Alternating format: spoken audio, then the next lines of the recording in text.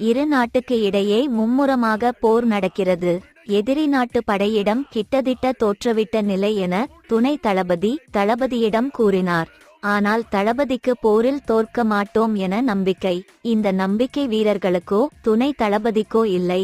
ஓடவே இருந்தனர். கடைசி நாள் போர்க்களம் செல்லும் வழியில் ஒரு கோயிலை கண்டனர்.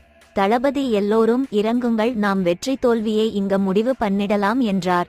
எப்படி என்று வீரர்கள் கேட்க, தளபதி நாணயத்தை சுண்டி விடறேன், தலை வந்தால் வெற்றி நமது, பூ வந்தால் தோல்வி என நினைத்து இப்படியே திரும்பி போயிடலாம் என்றார். தளபதி நாணயத்தை சுண்டிவிட்டதும் தலை வந்தது.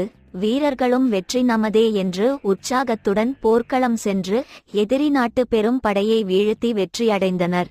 துணை தளபதி கடவுளின் தீர்ப்பை மாற்ற முடியாது என்று தளபதியிடம் கூறினான். அப்போது தளபதி ஆம் என்று அந்த நாணயத்தை அவனிடம் கொடுக்க, திருப்பி பார்த்தா இரு பக்கமும் தலையே இருந்தது.